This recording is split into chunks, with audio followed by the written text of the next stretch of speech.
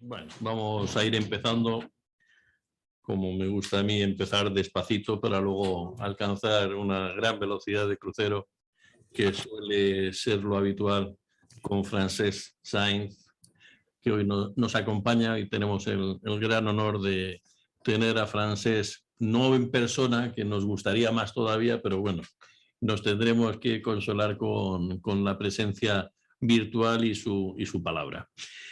Ya sabéis de qué va el ciclo de este año de conferencias del IPR.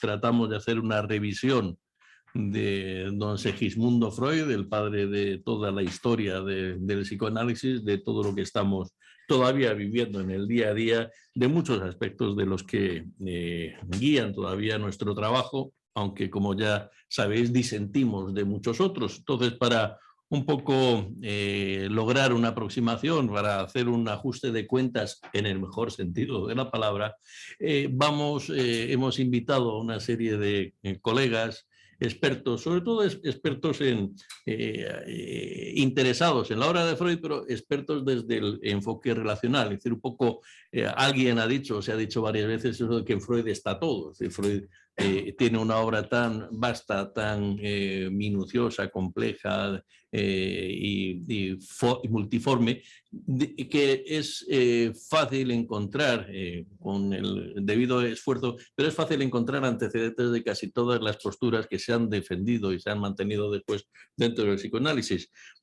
Ese es el debate que tenemos, es decir, en qué medida también hay sustento, hay apoyo para nuestro enfoque más relacional. Hoy contamos con la presencia, bueno, ya le estáis viendo en pantalla, de Francesc Sainz y Bermejo. Tenemos una breve presentación de sus importantes aportaciones que tenemos que abreviar para no hacer una exposición del currículum tan extensa que nos quitara la mitad del tiempo. Es doctor en psicología, precisamente con una tesis sobre Winnicott que nombramos al final. Es psicólogo, especialista en psicología clínica psicoanalítica, miembro de la SEP, la Sociedad Española de Psicología, perteneciente a la AIPA, y psicoterapeuta, miembro de ACPP y de FEAP. Es profesor asociado de la Universidad de Barcelona, profesor del Instituto de Salud Mental de la Fundación Vidal y Barraquer y presidente de la Asociación Winnicott de Barcelona, que es un centro asociado dentro del instituto nuestro, del IPR. Es supervisor de equipos públicos de salud mental en el ámbito infantojuvenil y de adultos y de servicios sociales. Es autor de Sentir y pensar con Serrat. Ese es otro de... Yo a veces, para resumir, digo, bueno, tiene dos pies en la profesión. Uno estaría en Winnicott, que es uno de sus grandes temas y es uno de los grandes especialistas, y el otro pie está en acercarnos al pensamiento de Serrat, el pensamiento de Joan Manuel Serrat, que aparece recogido en sus canciones, y cómo eso también nos da importantes lecciones para enfrentar nuestro trabajo clínico del día a día. Ese trabajo de Sentir y pensar con Serrat está publicado en el año 2014. También hizo aquí una presentación, no sé si fue en el 2015 o en el propio 2014, y de Winnicott y la perspectiva relacional en el psicoanálisis, que es el libro que se corresponde con los oportunos cambios, se corresponde con la tesis doctoral que presentó, pues, acto cum laude o sobresaliente cum laude, etcétera, etcétera. Con esto yo de momento termino. Ya sabes, cuando consideres que has dado tu conferencia, pasaremos a los comentarios, preguntas y posibles debates. Muchas gracias, Francesc. Un aplauso. Muy bien. Muchas gracias. Muchas gracias, Carlos. Es un placer siempre. A mí me gustaría mucho estar ahí contigo y con Alejandro, Rosa, y bueno, no me quiero dejar a nadie, y los muchos colegas que estáis en Madrid. Y no ha podido ser esta vez, pero bueno, esperamos en breve que pueda ser, ¿no? También es un placer estar con las personas que seguís este ciclo y otros ciclos de conferencias de IPR, y en este caso caso que estamos hablando de este Freud, como tú decías. Por tanto, un placer estar con ustedes y con Freud, ¿no? He revivido mis años de formación como psicoanalista. La SEP, has dicho de psicología, la SEP es de psicoanálisis, no tiene Sí. ninguna Ah, importancia. dicho psicología, Sí, no tiene ninguna con lapsus. importancia, no, tanto da. Yo he recordado, no he revivido estos años leyendo este trabajo y preparándolo para hoy poderos explicar cosas y bueno, establecer un diálogo, ¿no? Que al final es lo que cuenta, ¿no? Estos años en los que estudiábamos para ser psicoanalistas a Freud, es inevitable, imprescindible. En mi caso eran los dos autores, eran Freud, Klein, Voss-Klein y casi nada más.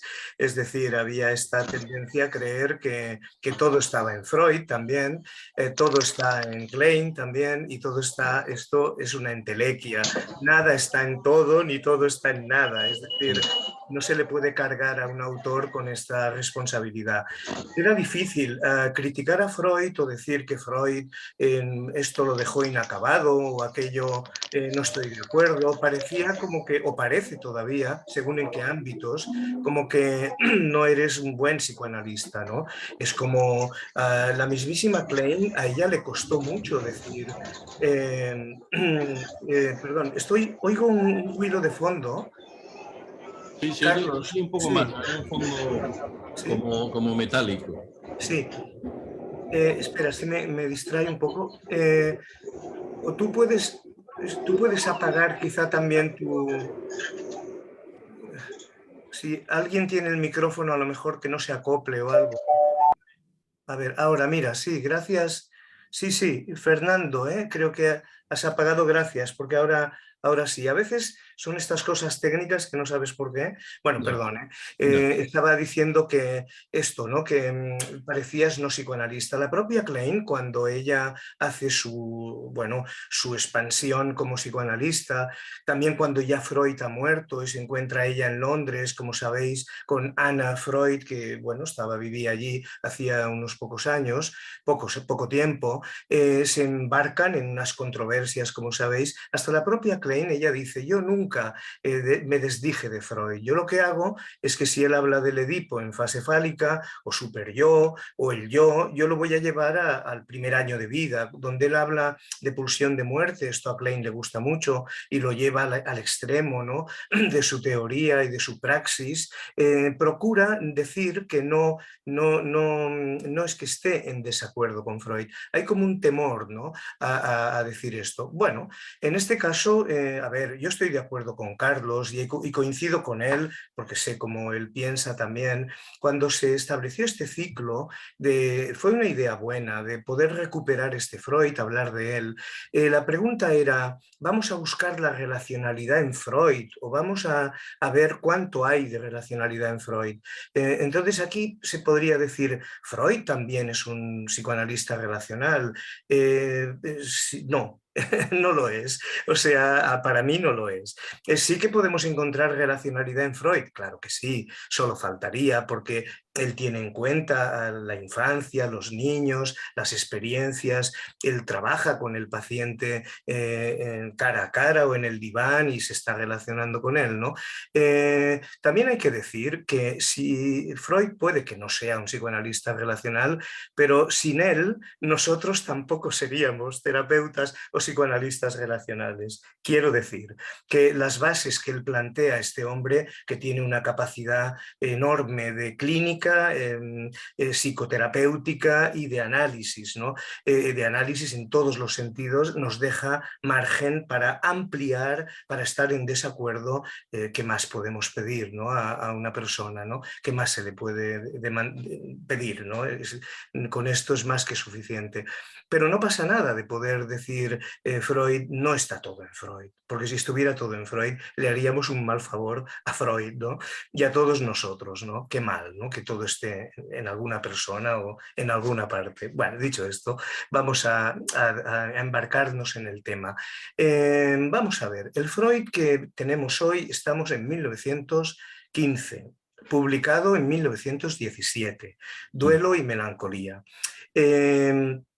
Esto es porque lo empezó a escribir en el 15 y se publicó en el 17 y estamos en plena guerra mundial, no nos olvidemos.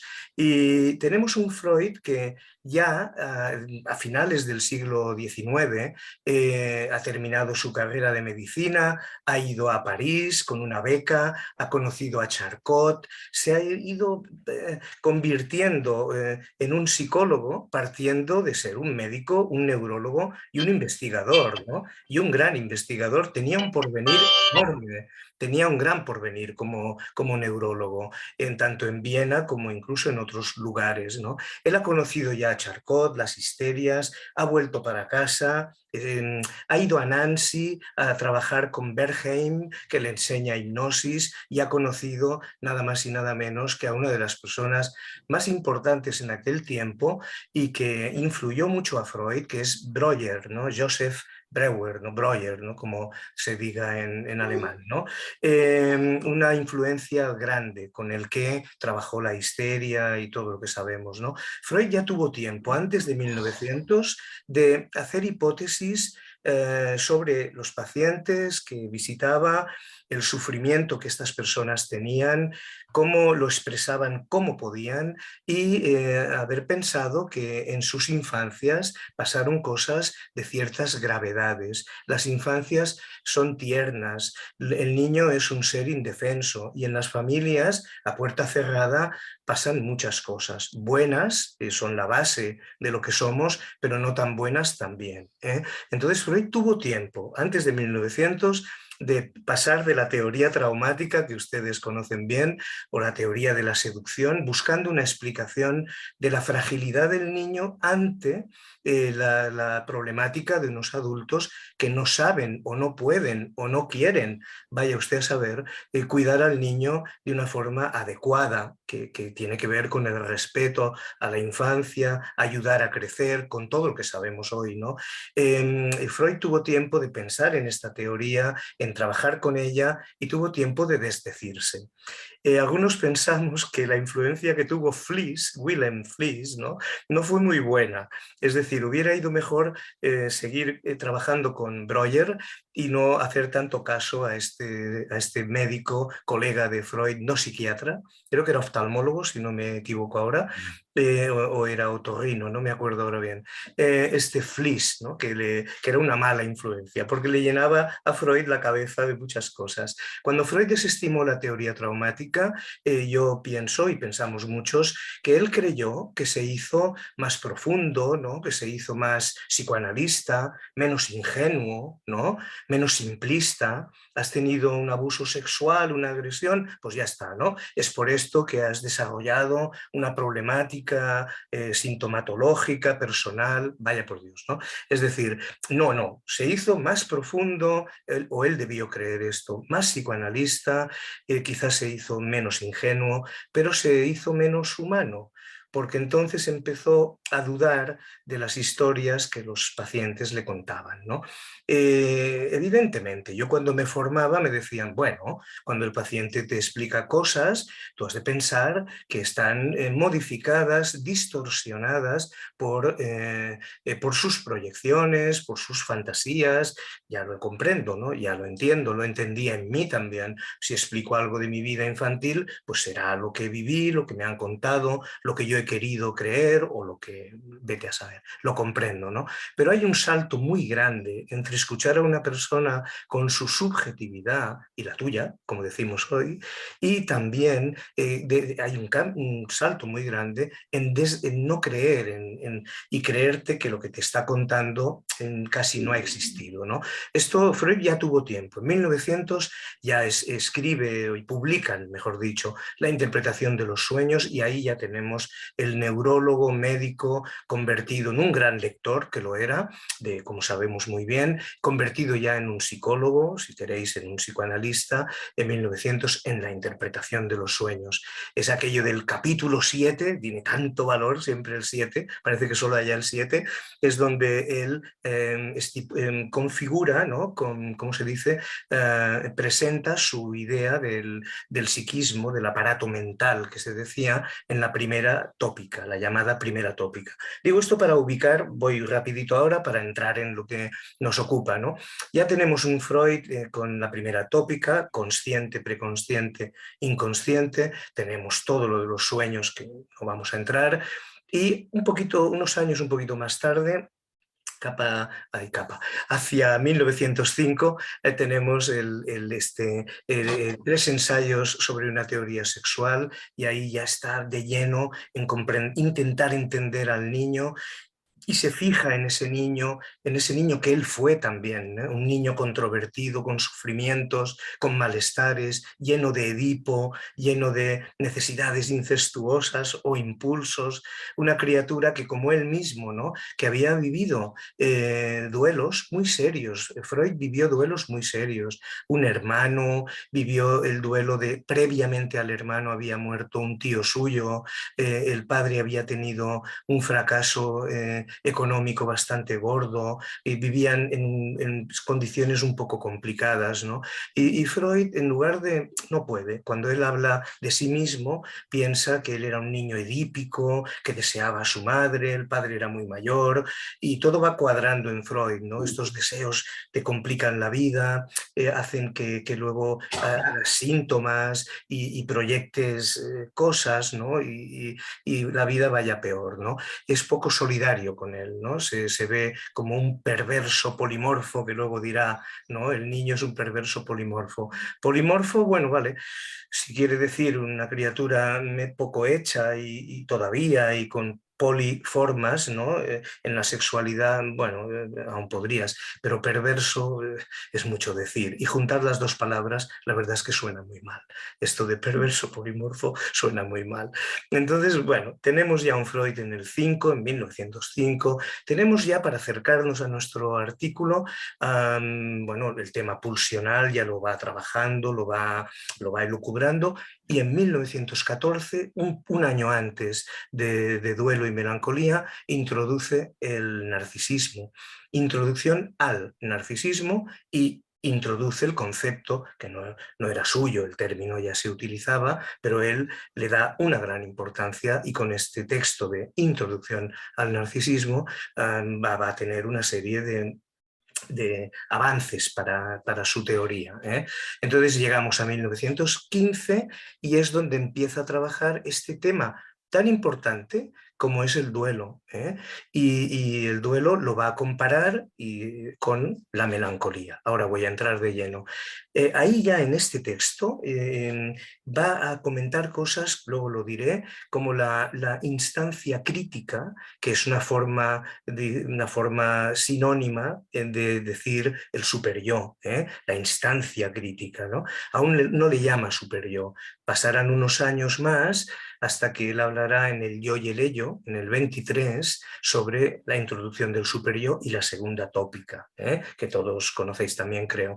Bien, entonces también tenemos la pulsión de muerte, que esto, estamos en plena guerra mundial, la primera, están pasando cosas, Freud no se puede reunir como antes con sus colegas de la misma manera, y esto acaba la guerra en el 18, y ya en el 20 él publica el Más allá del principio del placer, introducción de la pulsión de muerte. Y esto se comprende, ¿eh?, sociológicamente, psicológicamente. El otro día recordábamos con unos colegas aquel librito pequeñito de correspondencia entre Freud y Einstein, donde Einstein le dice a Freud: doctor Freud, ¿por qué la guerra, ¿no? ¿Por qué los humanos nos hacemos daño, ¿no? ¿Por qué nos destruimos? Y es una pregunta que nos seguimos haciendo, ¿no? Porque nos seguimos destruyendo, también nos seguimos, todo lo contrario, ¿no?, colaborando y queriendo, ¿no? Pero tenemos esas dos tendencias siempre. Claro, no se puede explicar esto solo por una pulsión de muerte, es demasiado simple, ¿eh? Pero bueno, Freud hizo todo lo que estaba en su mano. Punto. Vamos a entrar en el texto, ¿eh? Yo voy a hacer lo siguiente, voy a hacer una explicación que, como yo he digerido el texto, luego vamos a entrar en leer algunos párrafos directamente del texto, cortitos, y que nos ayudarán a no decir Freud dijo, ¿no? Sino leerlo con él, y luego, o mientras tanto, o quizá yo no soy capaz de mantenerme hasta el final con esto, pero lo haré lo ordenado que pueda, hablar de cómo, como ha dicho Carlos Rodríguez Sutil, como un terapeuta, un psicoanalista relacional, vemos cosas de Freud y de este texto en concreto, como las vemos hoy, o como las veo yo. Tampoco hay que entender que todos los terapeutas relacionales, esto no estaría bien tampoco, todos vemos lo mismo y todos somos iguales, esto es absurdo. La gran gracia del psicoanálisis relacional es que es una escuela sin nombre de escuela, o sea, sin nombre de autor, quiero decir, ¿no? Y esto nos dio y nos ha dado siempre, como Alejandro explica en sus textos y en uno de sus primerísimos textos sobre el tema, creo que de 2009, del psicoanálisis relacional, era plural, y lo es, o debería, multiautor, y autores que entre ellos ni siquiera se han citado o se han leído, se parecen en cosas, ¿no? Pero también hay discrepancias. Bueno, pensemos, a ver, duelo y melancolía. Vamos a ver. Freud lo que hace es, voy a diferenciar el duelo de la melancolía, o podría decir el duelo melancólico, o la reacción melancólica ante un duelo. Ahí vamos a ver cómo lo hace.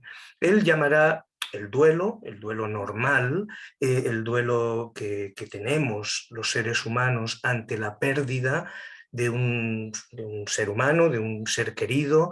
Luego Freud dirá que la pérdida puede ser de muchas más cosas, situaciones y otras ilusiones, la patria, no sé qué dice, ¿no? Es decir, que el duelo no solo es del ser querido, pero lo utilizamos como ejemplo fundamental de que en el duelo, vamos a llamarle normal o el duelo corriente, el ser humano que ha perdido un ser humano con el que era querido, era un ser humano en relación, luego hablaremos del vínculo con ese ser humano, de momento es una pérdida. Normalmente se va a sufrir, es lógico, va a haber dolor. Freud es muy cauto, va a decir incluso, que lo dice complejo, pero que cuando muere un ser querido, algo de uno mismo muere. Muere un poco el objeto interno, algo de tu objeto interno, que se dice en psicoanálisis, ¿no? La canción sevillana tan conocida dice: cuando un amigo se va, algo se muere en el alma. Esta canción es fundamental para los duelos, ¿no? Hay otra. Yo tengo un inconsciente, no, un inconsciente no, tengo un consciente así musical, y hay otra de Alberto Cortés, los colegas latinoamericanos, era argentino, que dice: cuando un amigo se va, queda un espacio vacío que no lo puede llenar la llegada de otro amigo. Anda, qué bueno. Dice más cosas, pero me gusta porque queda un espacio vacío. Ese espacio vacío es inevitable, ¿no? Entonces Freud entiende, ¿no? El duelo normal va a haber, no lo dice así, pero va a haber espacio vacío, va a haber dolor, va a haber sufrimiento. ¿Y qué va a pasar? Pues va a pasar que poco a poco ese sufrimiento se irá transformando. Toda esa energía que Freud llamaba catexia o investidura, ¿no? Hacia él decía el objeto perdido, se irá poquito a poco retirando y llevando a otros seres o a otras personas que ya estaban o nuevas, con las que seguiremos la vida y la relación.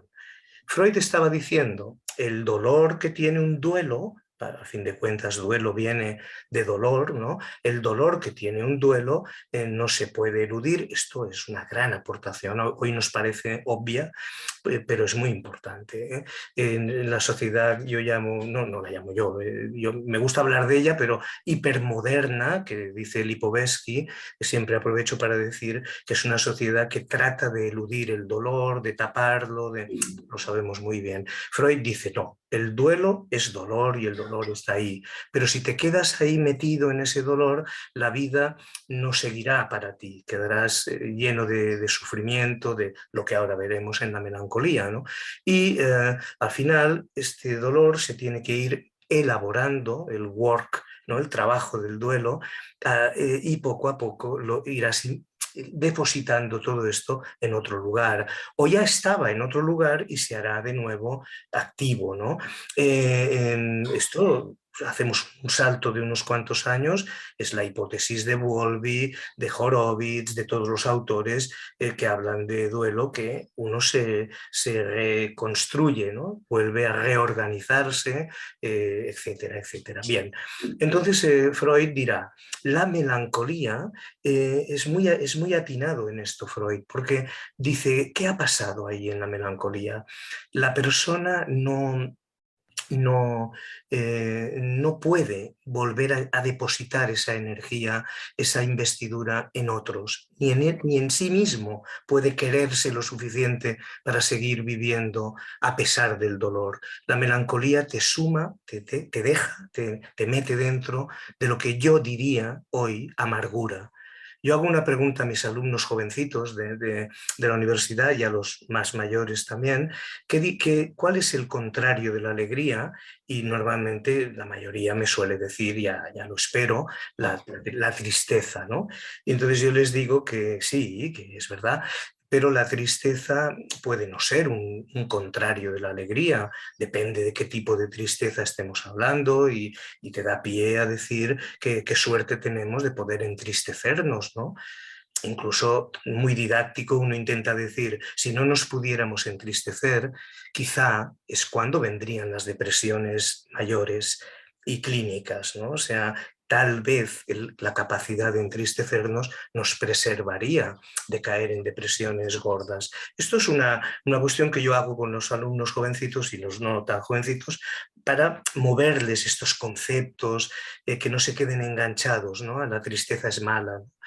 Yo pienso que el contrario de la alegría, y les digo, a ver, decir contrarios, y me van diciendo, la indiferencia, casi siempre cae.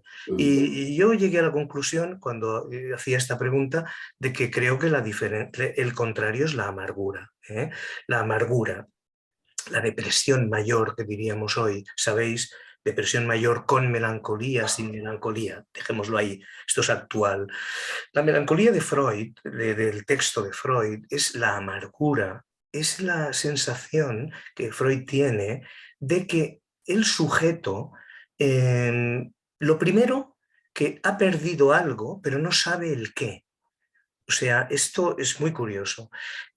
También hago un paréntesis, todas las personas en duelo, en un primer momento, durante un tiempo, pueden saber que han perdido el ser querido y no saber qué repercusión tiene en su vida emocional. Esto, querido Freud, es en todo el mundo o casi todo el mundo. Pero él destaca que la reacción melancólica o el estado melancólico, luego lo intentaremos matizar, es que la persona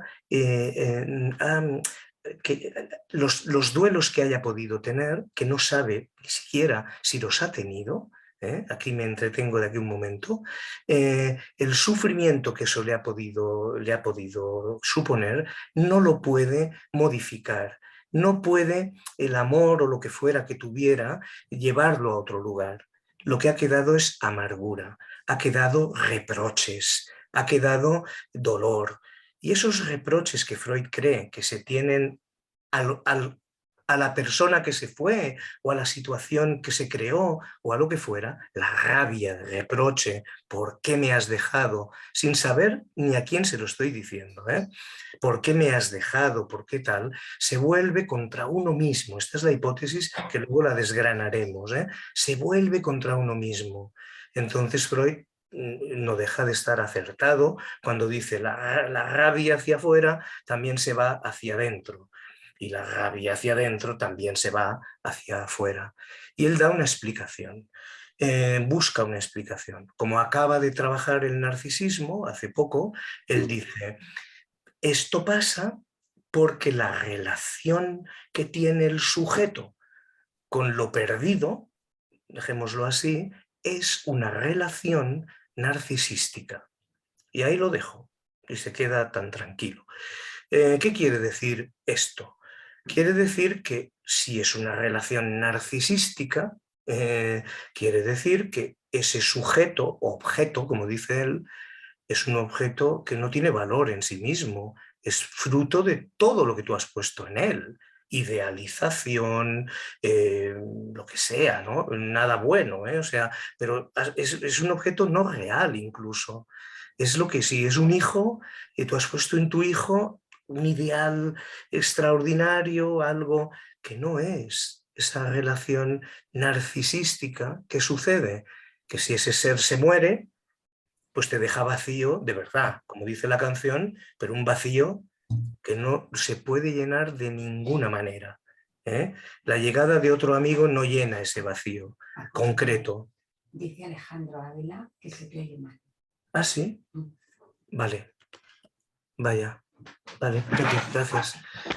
Me parece, me comentan que no se me oye muy bien del todo. Voy a acercarme, si no, a ver, voy a intentar, tengo la voz un poco quebrada. A ver, me voy a acercar al micrófono. ¿Se me oye mejor ahora o puede ser? Algo mejor. Vale, vale, gracias por avisar, porque son temas complejos, solo falta que no se entienda bien la dicción, ¿no? Tendría la opción de, no he caído en que normalmente se me oye bien, por eso no he caído en poner un auricular que hiciera o el micrófono o algo. A ver, voy a intentarlo, voy a hacerlo lo más cercano posible al micrófono. Estaba diciendo que sí. ¿Sí? ¿Bien? ¿Vamos bien? ¿O? Sí, bien, ¿eh? Estaba comentando, ¿no?, que esta idea de Freud, de la relación narcisística, hemos volcado sobre el hijo, decía yo, por poner un ejemplo, y hemos puesto toda nuestra carga idealizada, narcisista, no vemos al hijo, no vemos nada. Si ese ser se va, nos deja vacíos y nos deja llenos de odio, porque sentimos que ese objeto nos ha fallado de una manera tremenda y a la vez el reproche hacia ese objeto, como decía, se vuelve contra uno mismo, no hay salida, estamos ahí en una entelequia. Me ha llamado la atención, de todas formas, luego lo leeremos, pero me ha llamado la atención que Freud dijera algo así, a ver, para decirlo exacto como lo dice, a ver si lo encuentro ahora y si no luego saldrá. Bueno, es igual. Me ha llamado la atención que él piensa que la persona en melancolía no es consciente de los duelos. Es como si hubiera habido duelos que han existido previo a la capacidad del sujeto de procesarlo. Lo que hoy dice, por ejemplo, Donald Stern, tan conocido, de la experiencia no formulada, o Winnicott, en El miedo al derrumbe, el que algo ha sucedido en la vida de una persona que no ha sido procesado, porque es previo a la palabra, previo a la simbolización. Qué curioso, ¿no? Winnicott, que es muy juguetón con el lenguaje, dice, el sujeto tiene miedo de que le pase algo en un futuro que en realidad ya vivió, pero no estaba allí para darse cuenta. Entonces, claro, no lo puede procesar, pero lo vive, le acompaña allí donde va. Entonces, esta idea Freud no la desarrolla, pero la apunta, como si la melancolía no hay el dolor que viene un paciente nuestro a decirnos, desde que murió mi padre hace ya 3 años, no estoy bien, no me he recuperado desde entonces, sufro mucho, lloro cada día. Ya se ve que es una depresión quizá más allá del duelo, pero puede hablar de este padre, podemos traerlo al trabajo clínico. En la melancolía esto no sucede. Bien, curioso. Vosotros conocéis seguramente, si no, ahora lo comento, un concepto de la escuela francesa, de Pierre Marty, que se llama la depresión esencial. Esto Freud ya no estaba, cuando ellos son muy freudianos, en el Ipso de París, que tratan la psicosomática en aquellos años gloriosos. La depresión esencial a mí siempre me ha llamado la atención porque es una depresión silenciosa.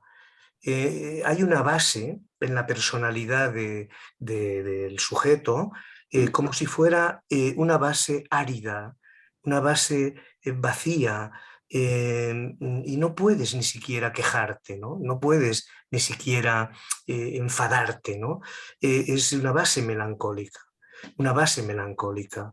Es muy difícil hablar de esa base porque es silenciosa, ¿no? Pero el sujeto puede sufrirlo en una vida muy descontento, en una vida donde nada le da vida, ¿no? Y Freud creo que capta esta sensación que ellos desarrollarán años después en la depresión esencial, en esta base sobre la que se edifica toda un self, que diríamos hoy, ¿no? Entonces, claro, ¿qué sucede con esto? ¿Por qué ha sucedido todo esto? Esta es la pregunta que Freud no se hace, que nosotros sí nos la tenemos que hacer. ¿Por qué se establecen relaciones narcisísticas con el objeto? ¿De quién depende? De tu interior, de tu pulsión, de tu capacidad proyectiva. Tenemos que saber más. ¿Quién es ese sujeto? ¿Cómo han sido tus experiencias? De eso es lo que hablaremos luego. La aportación relacional tiene que ver con esto, ¿no? Bien, rebobinamos un poco. Tenemos la diferencia entre duelo y melancolía. Melancolía lo relacionamos con lo narcisista. Aparece también lo maníaco y Freud se plantea, uy, lo maníaco es el reverso de la depresión mayor o de la melancolía. Y él viene a decir, igualmente lo maníaco es el enfado que tienes con el objeto que te ha abandonado, que no sabes ni quién, ni cuándo, ni dónde. Tienes una necesidad de decir, yo estoy por encima de ese objeto, no te necesito, estoy fuera de la necesidad, pero no funciona. Esta defensa maníaca no funciona. Y Freud lo relaciona también. Hay mucha lucidez ahí, ¿no? Y luego hay un punto que también surge en este trabajo, muy curioso. Tiene que ver con Abraham, con Karl Abraham. Freud le dio el texto en el 1915 a su discípulo, Karl Abraham, que estaba muy interesado siempre en lo oral, en lo canibalístico, en lo sádico. El Abraham era un buen hombre, yo creo, muy serio y muy tranquilo, pero tenía unas cosas, le interesaba mucho todas estas cosas, ¿no? El pobre creo que, no lo digo por hacer la broma fácil, creo que murió atragantado, mala suerte tuvo, creo, si no me equivoco, murió atragantado. Mala suerte. Esta cuestión Freud le envía el artículo antes de publicarse y Abraham le comenta, claro, es que fíjate que en la relación humana funciona un mecanismo que es la incorporación oral, ¿no? La incorporación de el otro dentro de uno mismo. Esta idea, muy, muy primitiva, tendrá luego una gran importancia, pero en primitivo es si tú te vas y no estás conmigo o te puedo perder, pues te puedo comer y así te llevo conmigo, te llevo dentro, ¿no? Freud estudia en Tótem y Tabú un poco más tarde rituales en los que cuando muere un ser querido lo incineran y se comen las cenizas.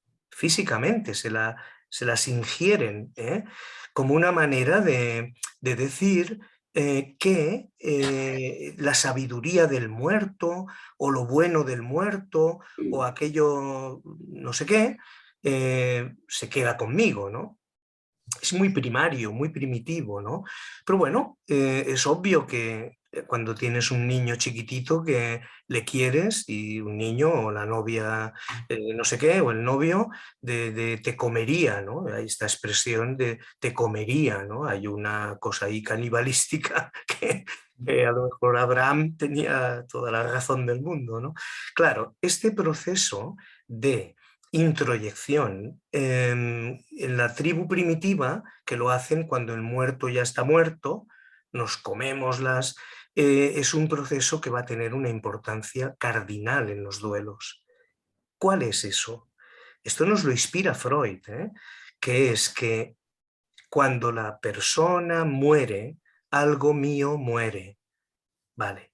Pero cuando la persona muere, si yo voy elaborando ese duelo, se queda dentro de mí la experiencia tenida con ese ser. Esto es muy simplista visto así, luego lo dimensionaremos. Pero podemos decir, el ser humano perdido ya no está en el exterior, pero está conmigo, os va a gustar poéticamente, porque forma parte de mí. O sea, forma parte de mí. Y a esto le llamaremos, desde Freud, introyección. Ya no es físico, ya no es canibalístico, es un proceso mental de dimensiones importantes. Pero para que esto pase, vuelvo a decir, que es donde se queda corto Freud, con perdón. Esto no pasa solo porque el sujeto tenga unas capacidades introyectivas solo, sino esto tiene que ver de dónde han salido esas capacidades introyectivas. Pues luego lo hablamos, ¿no? Luego lo comentamos, de dónde han salido. Pero bien, no digáis que no hay inspiración en este Freud, ¿no? Vosotros sois jóvenes muchos, los que sois más mayores, había una serie de televisión Kung Fu, buenísima, como arte marcial era mala, pero como taoísmo y filosofía, muy bien. Esta serie antigua de los años 70, el discípulo le preguntaba al maestro cosas y el maestro no acostumbraba a contestar ninguna, parecía psicoanalítico totalmente, ¿no?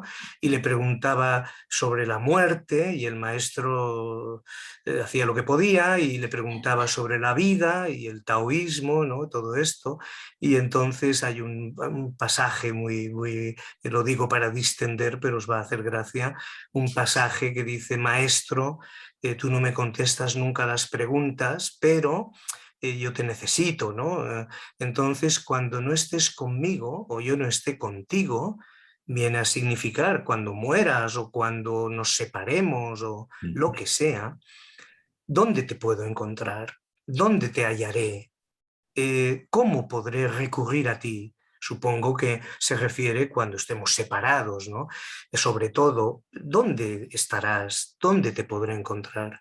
Y el querido maestro ciego, Carlos, seguro que se acuerda de aquel maestro de la serie que digo, y Alejandro también, y algunos más también, le contesta: podrás encontrarme, querido discípulo, decía querido pequeño saltamontes, ¿no? Podrás encontrarme, solo podrás encontrarme en algún lugar de ti mismo. Freud, 1915. Esto del taoísmo es bastante anterior a Freud, es bastante anterior a Freud, pero la serie era en los años 70.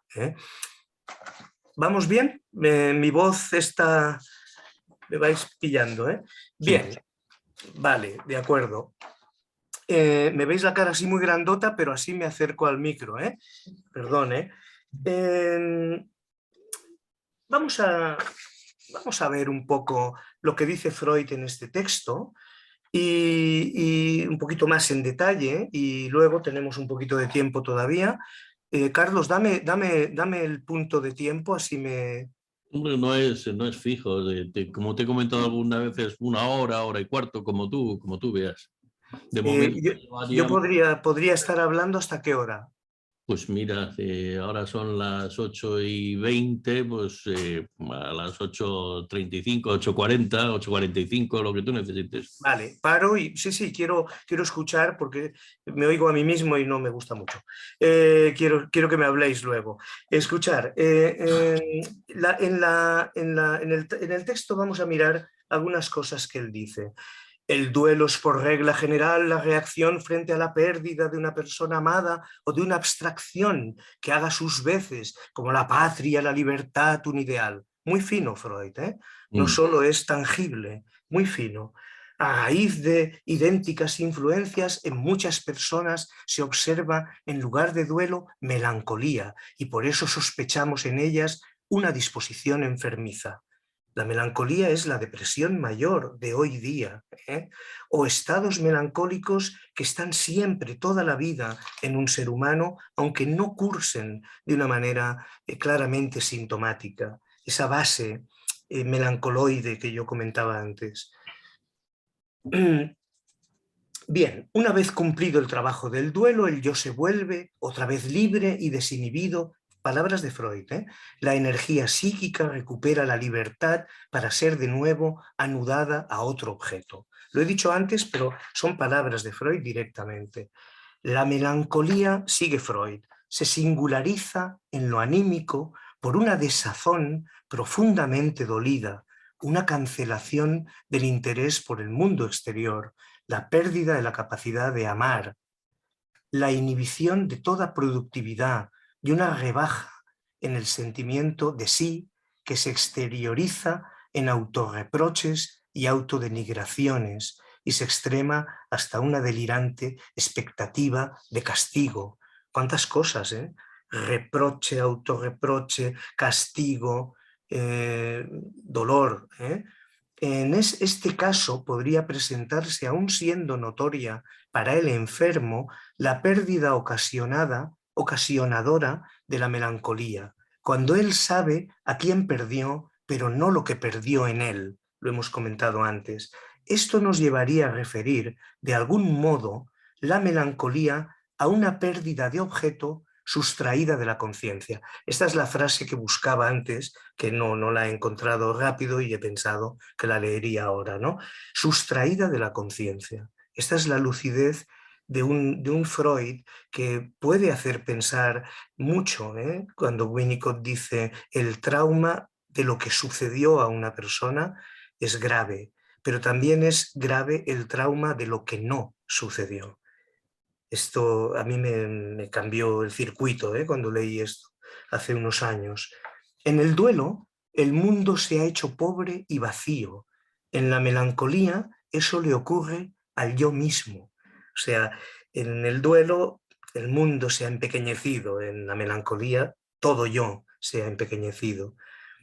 Se le añade un cuadro delirante, dice Freud, de insignificancia, ¿eh? Y tan pronto se indaga el asunto, él corrobora esta conjetura, el sujeto, ¿eh? Así se tiene en la mano la clave del cuadro clínico si se disciernen los autorreproches como reproches contra un objeto de amor, que desde éste han rebotado sobre el propio yo.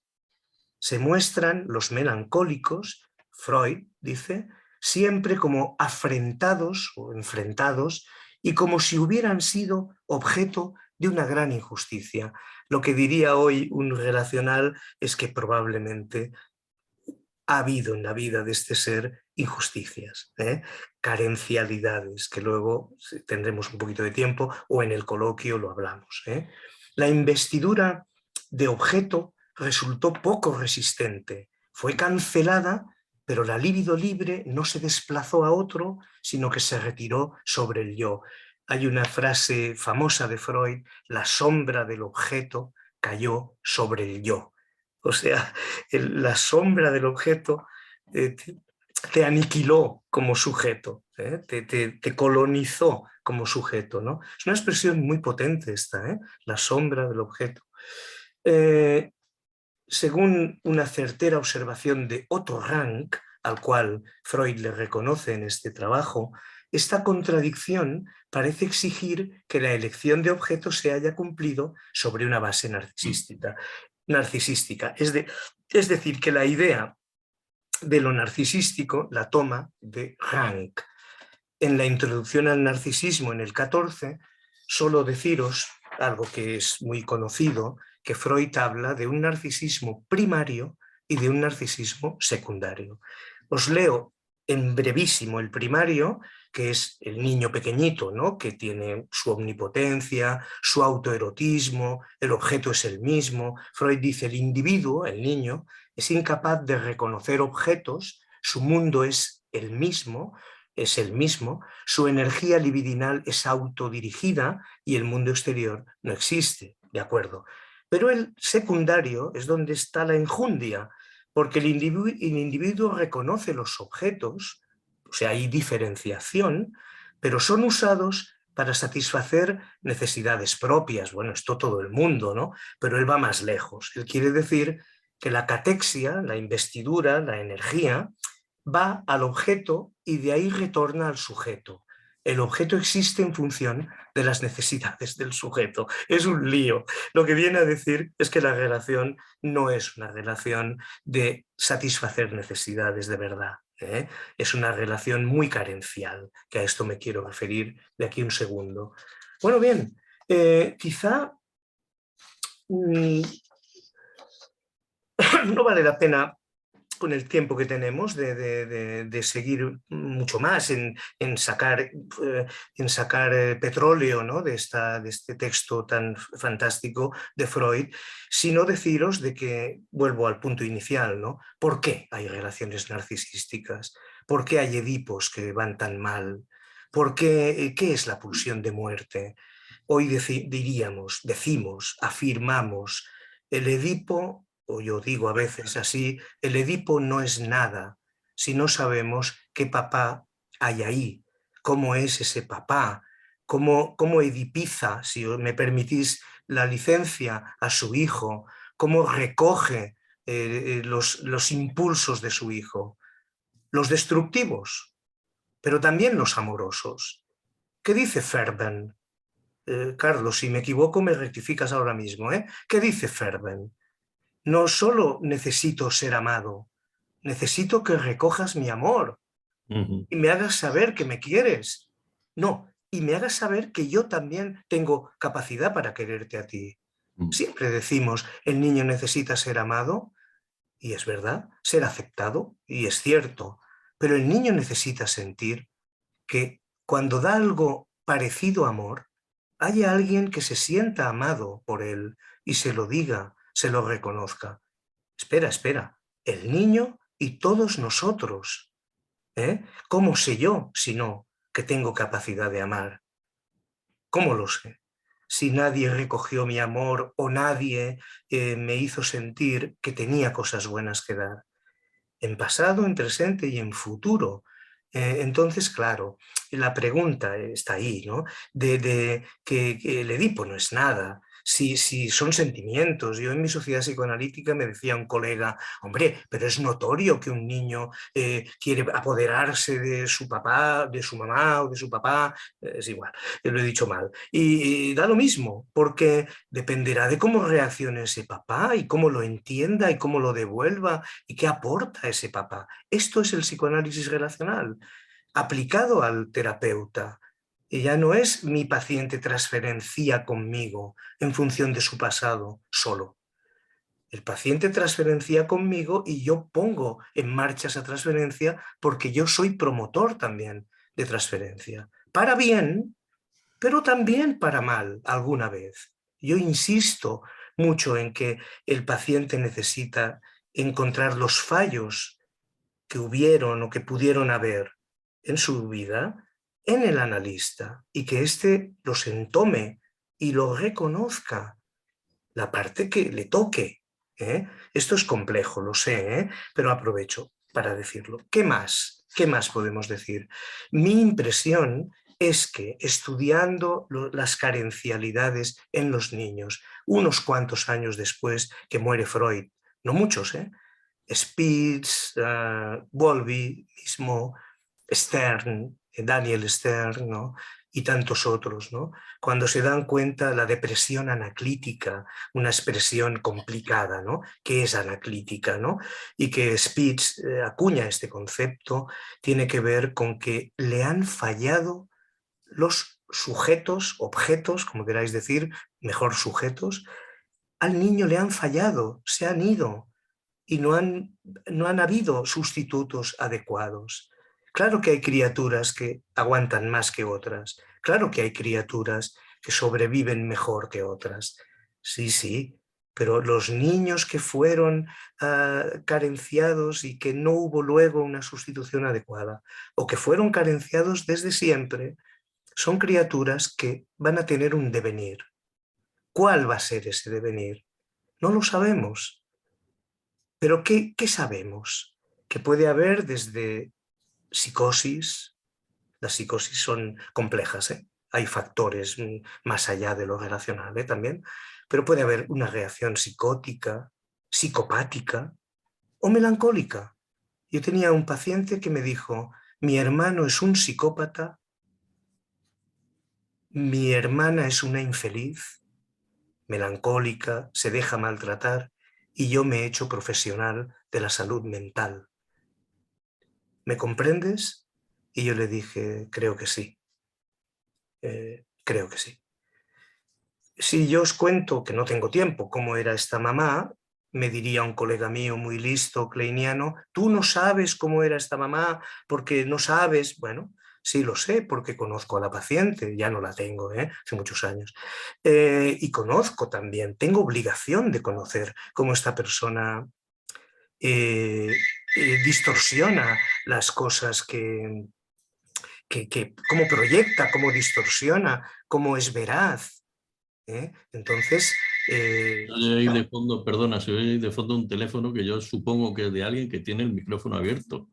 puede ser, ¿No? no sé, bueno, se parará Parece que sí. Algún día. algún día. Bueno, no pasa. A ver, para darle el toque winnicottiano también, ¿no? Ya que Carlos ha dicho esto que ha dicho, y yo me siento inspirado en este Winnicott, ¿no? Que me hizo entrar y salir y que aún lo leo y aún digo, anda, he aprendido algo, y lo que pasa es que ya no me acuerdo, ¿no? Posiblemente, ¿no? Lo vuelves a leer, lo vuelves a... Claro, ¿qué pasa con las personas muy carenciadas? ¿Qué sucede? O se hacen psicópatas o lo que pueden, ¿no? Pero lo que te puedo asegurar es que la mayoría de los impactos que tienen la carencialidad, que incluyo los maltratos activos, todo lo que ustedes conocéis, es que la persona establece un self muy rígido, muy tangible, muy concreto. La mentalización no es posible, ¿eh? Entonces, escuchad bien. Si, perdonad, esto lo digo como doy clases, digo estas cosas a los alumnos. Escuchad, no lo toméis en consideración, ¿eh? La carencialidad produce pensamientos muy concretos porque te puedes aferrar a ellos. Esto sí puedes, ¿eh? Si llegas a eso. Pero entonces, ¿qué pasa? ¿Qué pasa?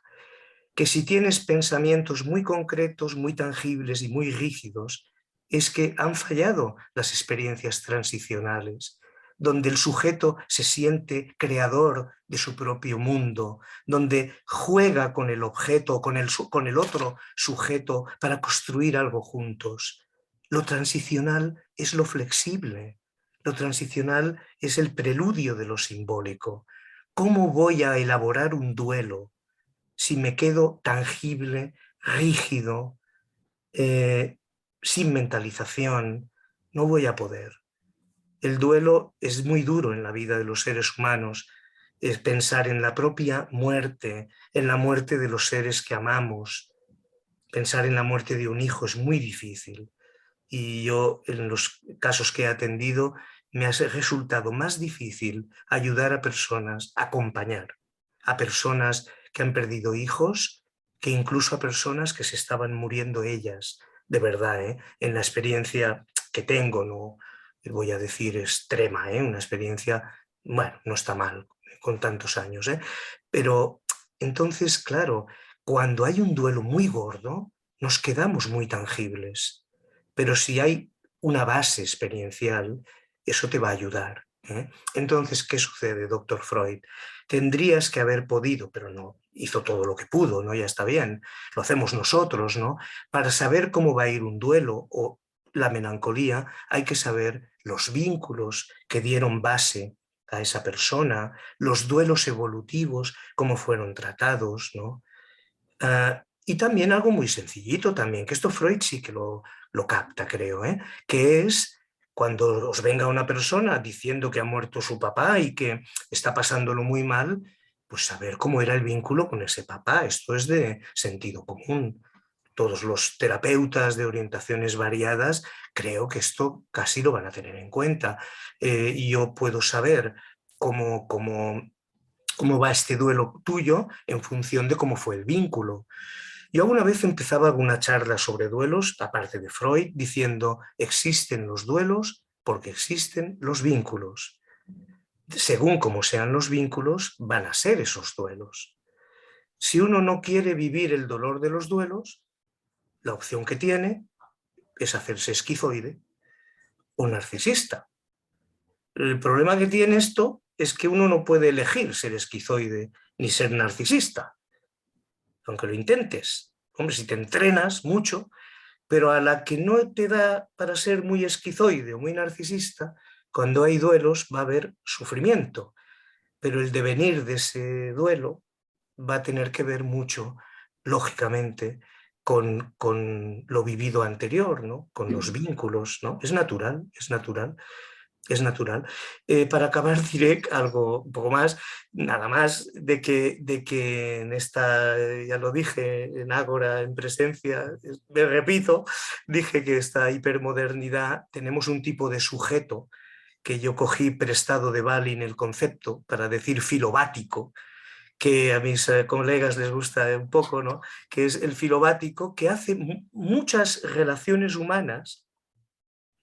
Esto gusta mucho en la hipermodernidad. Tiene muchas habilidades sociales, tiene mucho recurso, sale de la zona de confort y entra y le importa un bledo, hace muchas relaciones, muchas habilidades, pero no hace ningún duelo porque no hace ningún vínculo afectivo.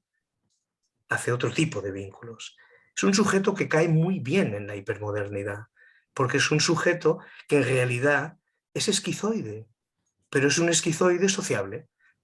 Un amigo mío, profesor de psicopatología, dice: no, si es esquizoide no es sociable. Yo digo: sí, es sociable, pero es esquizoide, en el sentido de que no establece vínculo afectivo.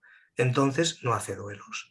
Es un sujeto que cae muy bien, como presidente de una multinacional, como político no digo quién, como etcétera. Fijaros lo que llega a dar Freud de sí, ¿eh? Bueno, me parece que tengo por ahí más apuntes, pero lo dejo aquí, porque quiero escucharos y saber, conocer vuestra opinión. No, si alguien se siente bueno, que lo diga, que he criticado demasiado a Freud, lo he hecho con cierto cariño, con cierto cariño. Muy bien. Muchas gracias, Francesc, por esta presentación. Yo he ido haciendo una serie de anotaciones, que es lo que suelo hacer. Me gusta hacer alguna intervención para facilitar, para romper el hielo y luego facilitar el resto de la participación y del posible debate. No voy a leer, evidentemente, todos los apuntes. Me he quedado con algunas cosas que me gustaría que subrayar o preguntar, o que pudiéramos elaborar. Bueno, la frase que tú recoges y que me parece que es de esas frases geniales, lo del sujeto ha perdido algo pero no sabe qué, que es la diferencia respecto o una de las diferencias respecto al duelo normal. El dolor no se puede eludir, el dolor hay que elaborarlo, evidentemente. Me ha entrado la duda, pero claro, si me puedes decir, bueno, pues eso cuando llegues a casa lo buscas, a ver si encuentras la respuesta. Cuando hablas de Pierre Martí, la escuela francesa de lo psicosomático, la depresión esencial, el silencioso, de pronto me ha entrado la duda, de decir, bueno, y Green, cuando hablaba de la depresión blanca, ¿no se estaba refiriendo a lo mismo? Sí, sí, sí. Sí. Sí. Pues ya me ha resuelto la duda. Bien, la incorporación, te llevo conmigo, comer las cenizas del muerto, es decir, cuando la persona muere, algo mío muere. Ese análisis también tan genial de de Freud, que yo deduzco, es decir, del texto y de tu lectura del texto, que me lo ha refrescado bastante, deduzco que aquí Freud lo que postula es más la introyección como base en el funcionamiento, en el desarrollo del psiquismo. Y ahí recuerdo, como me suele pasar, recuerdo esa frase de Ariel cuando dice: las escuelas de psicoanálisis se podrían dividir en aquellas que postulan que lo primero que ocurre es una introyección, y aquellos que postulan que lo primero que ocurre es una proyección. Creo que esto ya te lo he dicho alguna vez. Es decir, claro, por ejemplo, los kleinianos, Melanie Klein, lo primero que hace el sujeto para poder sobrevivir es proyectar hacia afuera esa pulsión destructiva, pulsión de muerte. Mientras que si no postulamos que existe una pulsión destructiva de origen, sino que, bueno, la persona reacciona a su entorno, diríamos que lo primero que hace la persona es incorporar, introyectar lo que está viviendo para tratar de manejarlo lo mejor posible. Pero bueno, ese sería simplemente esto. Y con esto no quiero nada más que dejarlo apuntado. Oh, gran maestro del templo de Shaolin. Entonces recuerdo que bueno, con los años te vas pareciendo cada vez más al maestro del templo de Shaolin. Está claro. Luego me llamarás canalla en la No. Bueno, esos autorreproches, esa sería la otra idea central de Freud, que tú subrayas muy bien, lo de los autorreproches como la sombra del objeto que cae sobre el yo. Con lo que, bueno, dentro de lo que cabe, es decir, mutatis mutandi, Freud está haciendo entrar en el psiquismo lo que es la relación de objeto. Es decir, está muy cerca. Yo creo que no está demasiado lejos de lo que sería una perspectiva relacional. Es decir, la patología del sujeto no se entiende solo desde el sujeto, sino de su relación con el entorno, por muy peculiar que sea. Bueno, la necesidad de que se reconozca tu amor. Hay citas a Fairbairn en uno de los aspectos más importantes, que yo creo que también Fairbairn ahí se acerca a Winnicott. Es decir, luego se ha hablado mucho de la necesidad del reconocimiento, como Benjamin subraya. El bebé, el niño pequeño, necesita ese reconocimiento, necesita que se reconozca su amor. Y ahí me viene lo de los regalos, es decir, el regalo que da el niño, de pronto hace un dibujito y se lo regala al padre, se lo regala a la madre, que el padre o la madre sensibles lo toman como un gran regalo, porque es un gran regalo, está ofreciendo su amor. Y eso me lleva a recordar lo que la tremenda perspectiva catastrófica que se planteaba del psicoanálisis clásico si el terapeuta aceptaba un regalo del paciente. ¿Cómo puede aceptar un regalo del paciente? Eso es nefasto porque se le está facilitando, yo qué sé, 200.000 interpretaciones. Está venciendo el paciente en esa rivalidad edípica, yo tengo, tú no tienes, y esa destructividad. Está destruyendo con sus heces al terapeuta. Pero bueno, de eso apunto nada más esa historia que me parece que es de la historia negra del psicoanálisis. Bueno, resalto, por si no ha quedado claro, que nuestro querido francés es un gran experto en la elaboración de duelos, en el trabajo con personas que están padeciendo duelos y duelos importantes. Cuando dice Freud un duelo normal, a diferencia de un duelo normal, melancolía, yo creo que ahora decimos mucho duelo normal, duelo patológico, también para referirnos a lo mismo. Y lo que yo no termino, lo del filobático, te agradezco que vuelvas a explicarme lo que es el filobático, porque complementa mi idea de lo que es el esquizoide, y creo que es una visión muy exacta, muy adecuada, y que yo en mis explicaciones no suelo recoger. Y intento a ver si ya por fin me quedo con la idea del funcionamiento filobático. Claro, cuando dices, hay que ser esquizoide para evitar los duelos. Pero aquí, como se ha dicho a veces en el psicoanálisis, aquí no hay ganancias sin peligro, aquí no hay ganancias sin derrota.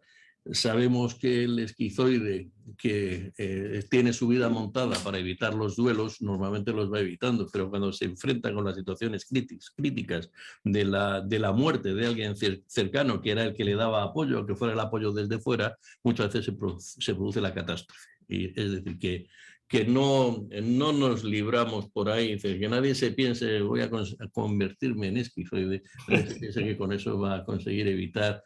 No sé si los duelos, pero desde luego los duelos se van a producir de manera catastrófica.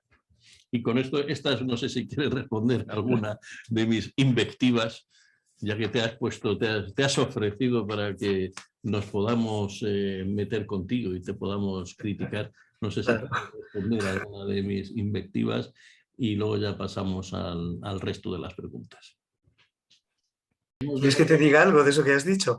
Es que estaba de acuerdo en lo que decías, me gusta ¿Estás de mucho. acuerdo en todo? Pues entonces no, a ver. No, me gusta mucho cómo recoges esta cosa que haces tú muy bien, ¿no? Porque me sentía bien entendido y recogido en lo que has dicho. Está bien que cojas eso de lo filobático. Me puedes nombrar o no, pero tú dilo. No, hombre, La idea es de Bali, la idea es de Bali. Pero yo Bali siempre que decía, tengo ocasión te nombro, Francés, es no te broma, quepa ninguna duda. lo sé. La idea de Bali, no, Ahora esto... nos toca la fase de peloteo mutuo. Claro, claro. No, no, hablando en serio, la idea de Balin es bonita, de que todos tenemos una tendencia, él le llama unofílica, que la palabra es muy extraña, por esto no se usan mucho, ni filobático ni ognofílico. La ognofilia es una necesidad que tenemos las personas de tener relaciones íntimas y estrechas, el vínculo de apego es ognofílico. También la mamá tiene necesidad ognofílica de tener a su niño cerca, Claro. es mutuo, ¿no? Si nos Porque quedáramos... es el nacimiento de la madre, ¿no? Claro, exactamente. Si no pudiera ser esa ognofilia, o sea, el miedo a la ognofilia o a la relación íntima, es a quedar atrapados en una claustrofobia, ¿no? Quedar como atrapados. Entonces necesitamos salir de esa ognofilia y Balin dice que es bienvenido el filobatismo, porque es, no sé de dónde viene el término, pero es bienvenido porque la persona necesita salir al exterior y encontrar relaciones que no sean siempre de intimidad, vinculares, que no sean de esta intensidad. Yo hago una pregunta así discreta y un poco general a los alumnos jóvenes, les digo, ¿cuántos alumnos, pero hay cuántos alumnos, cuántos amigos tenéis íntimos, ¿no? Y dicen 4 o 5, quitando una chica vasca que me dijo 25, porque eran 25 en la cuadrilla y todos eran, pero luego aceptó que de los 25 no tenía el mismo nivel de relación, ¿no? Entonces, claro, lo filobático, el miedo es a que si solo estuviéramos en esas relaciones no íntimas y interacciones que se dicen, que pueden ser muy útiles y muy buenas, el miedo sería quedarnos sin nada y sería agorafóbico. Esto es una lectura que yo hago de Balin de esta manera, ¿no? La ognofilia, el miedo a lo claustrofóbico y el filobatismo, el miedo a quedar en la intemperie, ¿no? Cuando visitamos pacientes adultos que dicen tengo miedo a esta relación que tengo porque hay un miedo a que me abandones y pongo mucha al duelo, ¿no? Al fin de cuentas, pero también hay un miedo a quedar atrapados en esa relación, ¿no? Entonces, claro, yo empecé a estudiar esto así y me di cuenta que había un filobatismo muy defensivo cuando no puede combinarse con lo íntimo. Entonces no es difícil percibir en la idea de Bauman, de lo líquido, que a ti te gusta mucho también, y esta idea de muchos autores y también del hipermodernismo, ¿no? Que sería cómo tener muchas relaciones sin tener que sufrir el dolor de la pérdida. Claro, pero para hacer eso, como dices tú, hay que ser capaz, o sea, no puedes, o sea, si te enamoras, estás enamorado, o sea, ¿cómo lo haces, no? Cursos de esquizoidía, como se entere alguna de estas que hacen cursos de todo, lo harán, pero no, o de filobatismo, ¿no? Filobatismo, ¿no? Sí, sí. Hay preguntas por el chat. Dice Tania de Andrea, la expresión deja un sabor amargo refiriéndose a algunas situaciones, está relacionado con esto que comentas. A ver, vuélvelo La expresión deja un sabor amargo refiriéndose a algunas situaciones, que eso está relacionado con lo que has comentado. Sí, has dicho la amargura, ¿no? Sí, sí, creo que sí, creo que sí. Estas expresiones tan nuestras, ¿no? Me dejó un sabor amargo, ¿no? Había una canción por ahí muy antigua, solo los más antiguos podéis recordar, vino amargo es el que deja una mujer, no sé Que cómo lo era decía. una copla, eso. Una copla, vino amargo Música es el que deja, ¿no? flamenca. Claro, para mí la palabra amargo y amargura, hay mucho dolor en la amargura. Por esto creo que, hombre, un sabor amargo se puede luego ir endulzando, ¿no? También en la melancolía de Freud, el amargo va colonizando a la persona, ¿no? El Antonio sabor, Marchena. Marchena, ya no, ¿sí? ¿Marchena era? Era Sí. Marchena, el vino amargo. Vino amargo, ¿eh? O sea, esta cosa de otra nueva relación puede endulzar ese amargor, ¿no? Sí. Hay personas que no van a poder, esa amargura va a colonizar a ellos y a las personas con las que se relacionen, pero claro que sí, lo que dice Tania. Cortés en un espacio vacío que no lo puede no lo puede llenar la llegada de otro amigo, pero no quiere decir que no disfrutemos de esa llegada de otro amigo, es decir, que eso no sea alguna Exacto. forma de consuelo. Muy bien, esto es muy interesante esta distinción, porque es verdad que en la sociedad nuestra es muy típico decir, bueno, estoy muy triste, estoy muy amargado, muy... ¿Por qué? Porque se ha ido mi amor, ¿no? Vamos a ponernos poéticos, ¿no? Se ha ido mi amor. Y te dicen, no te preocupes, hay muchos más que vendrán, tú tranquilo. A una paciente mía que perdió un hijo justamente, fue una pérdida en el final del embarazo, le dijeron todos, no te preocupes, podrás tener más hijos, es mejor así, porque si hubiera nacido sería peor, y llenaron su cabeza de no sufras, hay opciones. No Y yo sé. le dije simplemente que ella, bueno, simplemente le dije que ella se sentía mamá de una criatura, aunque no la conocía aún, Ya. pero la tenía en su cabeza y cuando le dijeron que no sobrevivía en su barriguita, esa criatura ya no estaba y ella dejó de ser mamá en ese momento. Claro que podrán venir otros, claro que podrán, esperemos que sí, pero ella quería ese niño, no cualquier niño. Esto que acabo de decir me ha sonado, nada más decirlo, se me ha ido la cabeza al Pequeño Príncipe, ¿no? Al Petit Príncipe, el Principito, ¿no? En castellano decimos el Principito, ¿no? Que dice, cualquier niño no me vale, yo quiero a mi niño, ¿no? Habrá otros, pero está muy bien ese matiz de que el amigo no lo llenará la llegada de otro amigo, pero como dice Carlos, se podrá disfrutar con otro amigo. Nadie sustituye a nadie, pero bueno, el tiempo puede ir haciendo, ¿no? Que ese vacío pueda no ser tan hondo, ¿no? Por ejemplo, el que no hayas venido y poder cantar después un par de canciones de Serrat juntos con tus conocimientos musicales, eso yo lo voy a echar mucho de menos hoy. Yo también. Muy bien, yo también. María Susana, muchísimas gracias por esta excelente presentación. ¿Podría elaborar en el duelo por distanciamiento afectivo entre madre e hijo?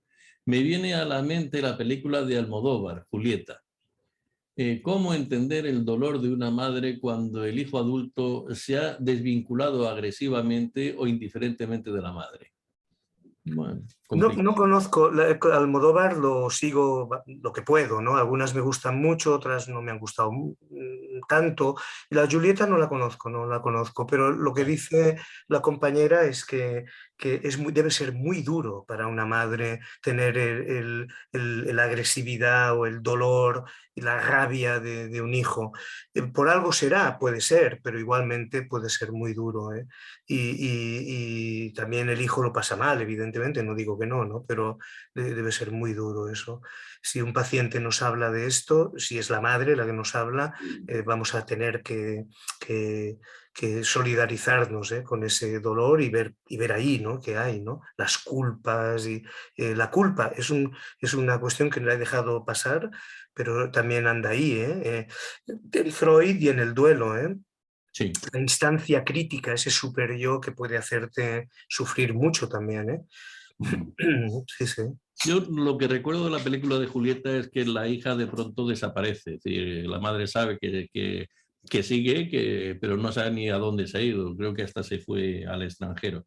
Y la interpretación que yo le daba, que no sé si muy acertada, pero a mí me sonaba que era un poco una madre muy invasiva y que por propia supervivencia la hija no tiene más remedio de que poner espacio, poner tierra entre medias.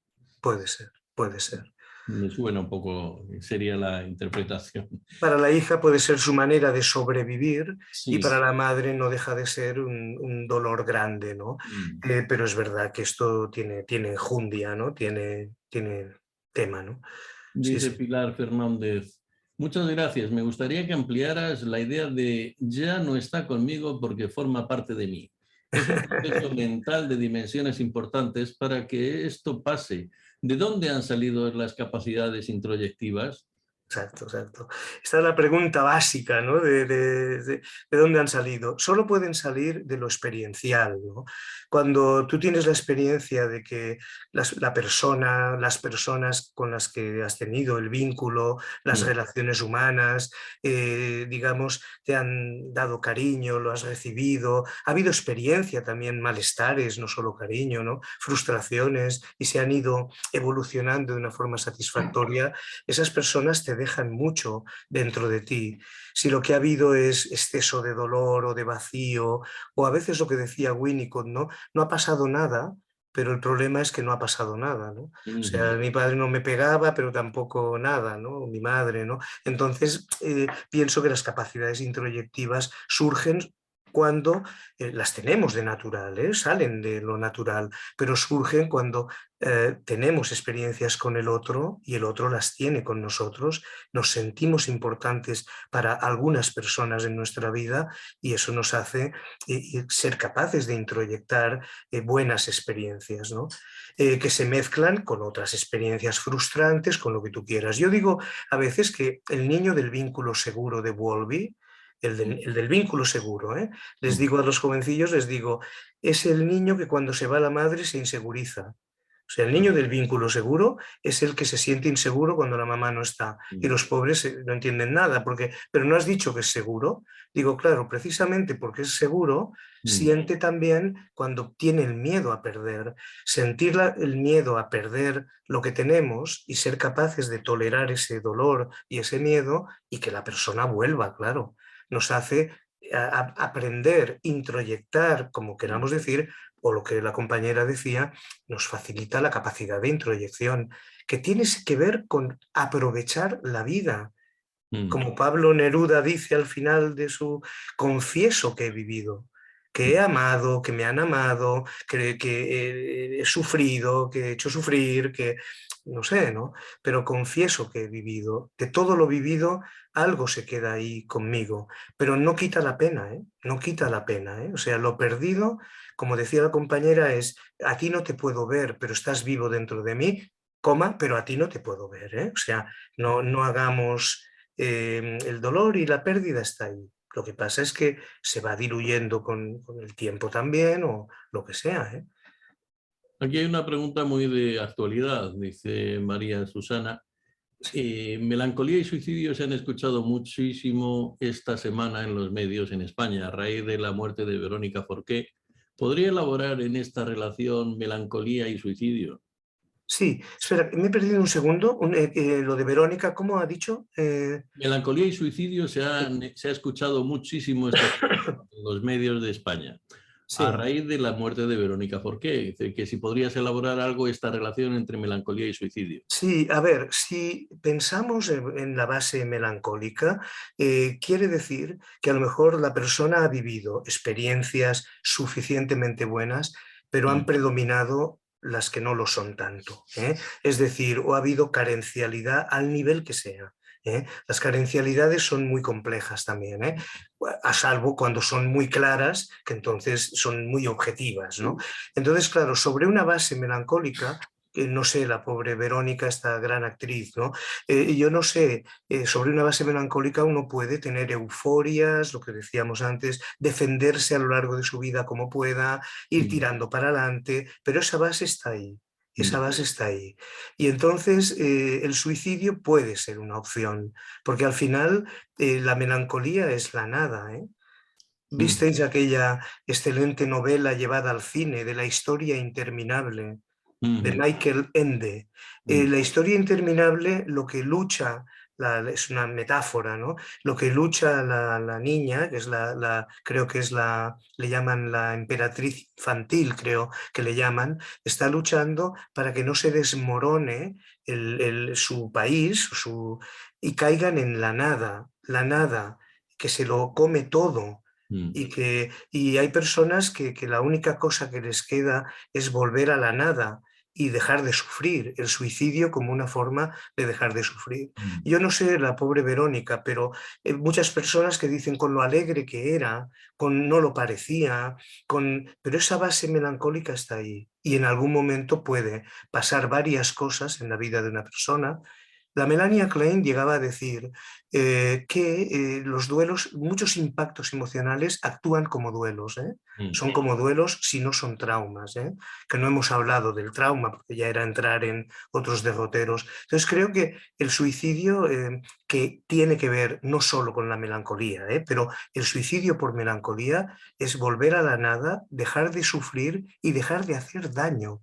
Claro. Porque el melancólico tiene tanto miedo a ser dañado, Freud lo dice, ¿eh? Como de dañar.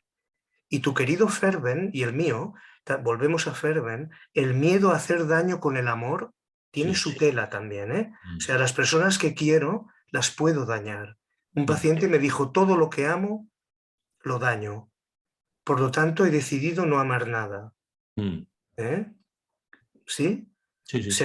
Serrat tiene una canción que dice, porque la quería, se fue.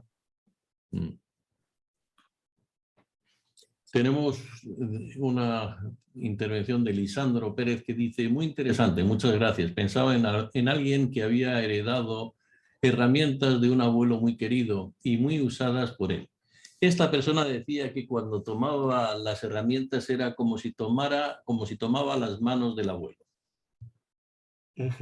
No sé, es una intervención, no, creo que no es una pregunta.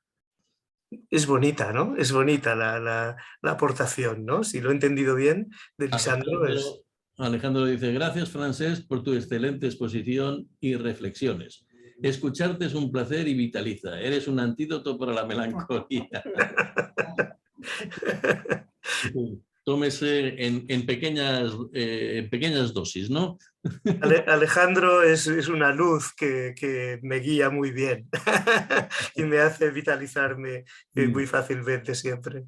Yo apoyo la idea de Alejandro. Desde luego, Francesc es un tipo muy energético, que carga mucho de energía y que te lleva muchas veces, al menos en los saraos donde nos hemos visto, a mí me ha producido siempre mucha alegría el estar con él. Francesc, qué gusto escucharte. Un paciente mío, esto lo dice Rosa Domínguez, un paciente mío solo pudo avanzar en su duelo cuando usó una prenda de abrigo de su ser querido. Lo que decías de las cenizas. Claro, sí, es verdad, ¿eh? ¿Qué se hace con la ropa, no? Dice Rosa que cuando pudo usarla, lo cual quiere decir que hubo un tiempo en el que no podía hacerlo, ¿no? O sea, que entiendo, Rosa, que en algún tiempo esa prenda no se la podía poner, ¿no? Porque quizá le causaba excesivo sufrimiento, excesivo dolor o a veces por un tema de cuidado, ¿no? La persona no está y sus cosas no pueden ser tocadas, ¿no? Es como una especie de sacrilegio, ¿no? Entonces, el poder usar esa prenda y que sirva para taparte, justo como dice Rosa, es metafórico de darle vida a algo que ya no puede dar vida a la persona que no está, pero me sigue, entiendo, un abrigo que te tapa, que te cuida, el olor, ¿no? ¿Cuántas cosas hay en el rememorar a la persona perdida, estar en contacto con la persona perdida? Pero está bien. Ahora, si tú le dijeras a una persona en duelo, póngase el abrigo de su marido, no serviría. Rosa lo ha dicho al revés. En un momento, entiendo yo, del trabajo terapéutico, esta persona hace esto y se incorpora eso a una evolución de la terapia, ¿no? Es como decir, él no se podrá poner ese abrigo, pero yo puedo ponérmelo, su abrigo, y darle vida. Es muy interesante esta apreciación, ¿eh? Muy interesante. ¿Quién se pondrá mi abrigo el próximo noviembre, ¿no? Ya, he pensado yo también, ¿eh? ¿Quién fuese abrigo para andar contigo? Esa es otra. Esta es otra. Le curro el palmo. Exacto. Espérate, que ahora se ha movido esto mucho y no quiero saltarme nada. María Ángeles Soler dice, bravo, Francés, brillante exposición. Tere Canalizo dice, carencialidad sería similar a lo que Winnicott llamaba de privación. Sí, a ver, gracias, Ángels, un saludo, colega de Barcelona. A ver, sí, ¿no? ¿Qué es carencialidad? Un niño carenciado es un niño maltratado. Dice, no, pero nosotros nunca le hemos pegado, él sabe que le queremos ya, pero hay muchas maneras de maltrato, ¿no? Claro. Winnicott había como dos conceptos un poco utilizados, la privación y la deprivación. En la privación es para Winnicott como el niño que nunca tuvo, nunca es mucho decir, pero de entrada y de siempre no tuvo nunca las necesidades suficientemente satisfechas o nada satisfechas. Pero de privado es que al menos las tuvo, pero las perdió y no fueron sustituidas. Claro. Estos dos tipos de carencialidad dan sufrimientos distintos y patologías distintas también. El niño deprivado, si tuvo algo y lo perdió, quizá ese algo se puede volver a recuperar un poco más. Y la criatura privada de todo puede haberse hecho una carcasa, una especie de corteza, de coraza, y eso le puede hacer transitar por la vida. Algunos creen que eso es la resiliencia, la falsa resiliencia, porque va con una fortaleza que en realidad, como decías tú del esquizoide, que luego esto no va a servir, pero bueno, mientras va tirando, va tirando. Lo que has dicho del esquizoide respecto con el concepto de filobático también me ha recordado a lo que me parece que era el Deutsch, hablaba de las personalidades como sí. Sí. Parece que sí, tienen una presentación muy normal, eficaz, válida, pero cuando pasa un tiempo se ve que no hay consistencia, que no hay nada detrás. Pasamos... José González Guerras quiere hablar. Aquí le tenemos. Habla. Habla. Hablo. Bien, Francés. Hola, José. Mucho gusto en verte y Igualmente. me ha parecido una intervención fantástica. Lo que dicen de que energetizas, pues es verdad, ¿no? Porque me has estimulado muchas cosas. Pero bueno, he apuntado muchas y por lo tanto casi lo que al final me ha sugerido todo lo que tú vienes hablando. De alguna forma, el duelo como oportunidad. El problema es cuando no podemos hacer duelo, ¿no? No sé, me gustaría un poco comentar en este sentido, ¿no? Sí, desde luego, sí, faltaba decir eso, José, porque el duelo te da la oportunidad de irte al hoyo, ¿no? Sí, porque te desequilibra el equilibrio que tengas hasta entonces, ¿no? Que tuvieras hasta entonces, y hay duelos de un tamaño gordo como para dejar desequilibrado a cualquiera, ¿no?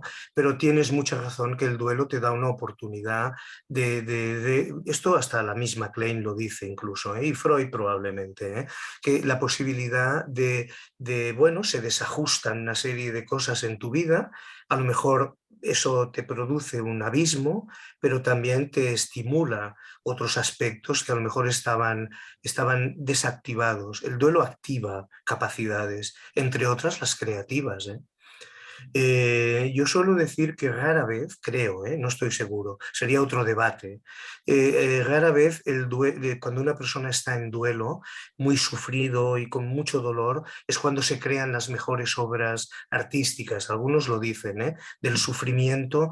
Yo creo que directamente del sufrimiento, creo que no. Pero el sufrimiento pone en marcha áreas también dolientes, pero áreas que a lo mejor la persona no sabía que las tenía, y se ponen activas. Entonces esa es una oportunidad, porque a fin de cuentas la oportunidad de elaborar un duelo es también estimular aspectos creativos que uno tenía ahí, ¿no? Y algunas personas dicen que después de lo que me ha pasado, lo pasé muy mal, pero me conecté mucho más con la vida, ¿eh? Mm. Sería, en el Sí, lenguaje kleiniano, a veces es conectar con la ansiedad depresiva, ¿no? La posición Me, depresiva. me permites, lo que me ha estimulado también, es un paciente que tenía una muy mala relación con su padre, incluso él durante el proceso terapéutico hablaba de odio, ¿no? Y cuando más o menos ya, bueno, que no quedaba, estaba quedando poco para finalizar el tratamiento, me dice, y quiero que sepas que a mi padre cada vez le quiero más. Caramba, caramba. No es, Sí, es una suerte que eso pase, lo es, porque quiere decir que dentro de lo, suponemos, de lo malo que recibió, que vivió con ese padre, algo de lo bueno mm, quedó sepultado, ¿no? Por los escombros, ¿no? Entonces que esto, la terapia contigo, pueda tener ese valor correctivo y a lo mejor no es tanto de su padre y es más contigo, pero bueno, al igual que yo suelo decir, que hemos de recoger el fallo de sus papas en nosotros y reconocerlo, también al revés, ¿no? A lo mejor algo de ti ha movido algo de lo que este hombre vivió y si no lo llegó a vivir del todo, se ha puesto en activo en ese momento. Cada vez le quiero más, ¿no? Me parece que es una suerte que esto pase. Sí, sí, muy bien. tenemos a Laura de Blas que dice, gracias por la presentación, me ha hecho pensar mucho y me quedo con la frase del final de existen los duelos porque existen los vínculos. Me hizo recordar una frase de un psicoanalista Lutero. No hay amor sin duelos. Esto muy alejado de la pretensión de la sociedad actual de no dejar espacio para duelar, para tener los duelos. Es decir, como, bueno, y ya sabemos eso de mandar al equipo de psicólogos para que esta gente elabore la pérdida y, bueno, y salga por la puerta exultante de alegría, se supone. Sí. Dice Begoña, no Muy de sé, acuerdo, muy de acuerdo. Sí, sí, sí, sí. algo antes con el anterior. No, yo creo que no. Begoña Magriña, perdón. Excelente exposición rescatando a Freud. Los relacionales perdimos cosas de Freud, pero incorporamos otras. Y terminamos el Muy interview bien, Begoña. Sí, sí. con Carlos Vargas, que dice, coincido con Begoña, rescatar a Freud me parece indispensable sin dejar de integrar otras posturas. Pues tenemos que recuperar a Freud para matarlo, hay que matar al padre, ¿no? Si no, La, no desarrollas. La mejor manera, ya que decís esto, y que estoy muy de acuerdo con las, bueno, muy contento también y de acuerdo y gracias, la mejor manera de querer al padre es el padre que te permite y que tú te puedes permitir enfadarte con él. Claro. Si no, no hay esto, como habéis dicho muy bien, es que mi padre es maravilloso, vale, ¿y qué?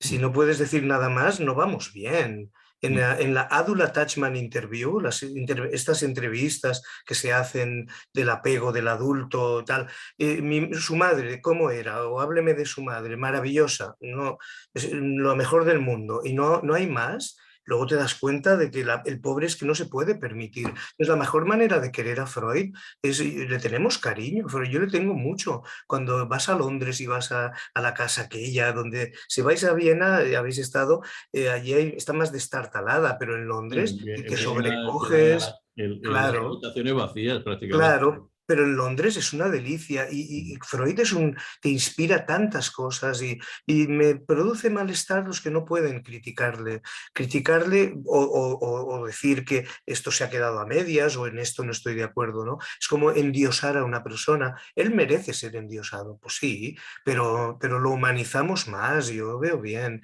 Por lo tanto, la idea la tuvo IPR, fue un comentario de un colega y de seguida yo recuerdo la conversación que tuvimos con Alejandro, con Carlos, de seguida Alejandro dijo, por mí, estupendo que se haga esto, todos nos pusimos de acuerdo.